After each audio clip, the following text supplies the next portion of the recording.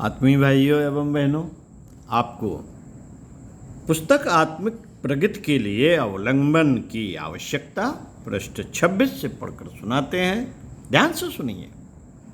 देने की क्षमता और लेने की पात्रता।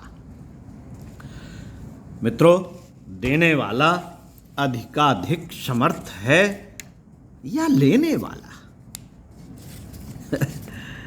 इसके उत्तर में लेने वाले की पात्रता को कम महत्व तो नहीं दिया जा सकता। बादल कितने की क्यों ना बरसें, कितने ही क्यों ना बरसें, टीले पर एक बूंद पानी नहीं रुकेगा और चट्टान पर एक पत्ता नहीं उगेगा। पानी उतना ही रुकेगा जितना गड्ढा हो। समुद्र में क्षमता होने पर सभी नदियां उसमें जा मिलती हैं, जबकि पहाड़ों और रेगिस्तानों की ओर जाने का उनका तनिक भी रुझान नहीं होता। आंखें ना हो तो दोपहर की धूप में भी कुछ न दिखेगा। कान ना हो तो मधुर संगीत और विज्ञान का लाभ कहाँ मिलेगा।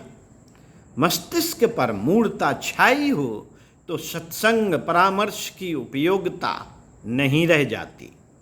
शिष्य की पात्रता विकसित हो तो मिट्टी के द्रोणाचार्य, पत्थर के गिरधर गोपाल भी चमत्कार दिखा सकते हैं।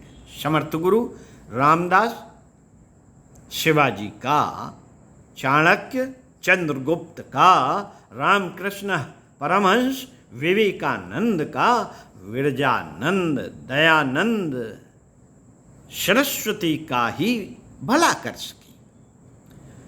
यो उन लोगों के पास शिष्य नामधारियों की मंडलियां मंडलाती ही रहीं, पर समर्थता का सानिध्य पाने पर भी उनके पल्ले कुछ नहीं पड़ा। गुरु गरिमा जितनी आवश्यक है, शिष्य की श्रद्धा सद्भावना का महत्व उससे कम नहीं, वरन अधिक ही है। उसके अभाव में मात्र वरदान अनुदान पाने के लिए जिसकी जेब काटने का मनोरथ लेकर शिष्य बनने का आडंबर ओढ़ने वालों के पल्ले कुछ नहीं पड़ता। भीतर की स्थिति प्रकट हुए बिना कहाँ रहती है। छद्म से कौन प्रभावित होता है? देवता, ऋषि और सिद्ध पुरुषों पर व्यक्ति अपनी श्रद्धा आरोपित करता है और गुरु तत्व उस टहनी को समर्थ रखने के लिए भाव भरा योगदान प्रस्तुत करता रहता है। कलमी आम पर अपेक्षाकृत अधिक मीठे, अधिक बड़े, अधिक कीमती और जल्दी फल आते हैं। प्राण प्रत्यावर्तन की दीक्षा में यही होता है। इसे अंग प्रत्यारोपण, रक्तदान जैसी उपमा दी जाती है। दोनों अधिक घनिष्ठता पूर्वक बंधते और मिलजुल कर किसी महान लक्ष्य की ओर बढ़ते हैं। विश्वामित्र, हरिश्चंद्र, समर्थ गुरु रामदास, शिवाजी, चाणक्य, चंद्रगुप्त जैसे युगों में इसी प्राण दीक्षा का आभास मिलता है। अग्नि दीक्षा अत्यंत उच्च स्तरीय है। इसे राजा द्वारा युवराज को अपने सामने ही उत्तराधिकारी घोषित करने के समान समझा जा सकता है। सिख गुरुओं में एक के बाद एक की नियुक्ति इसी प्रकार होती रही है। रामकृष्ण परमहंस ने विवेकानंद को इसी स्तर का अनुदान दिया था।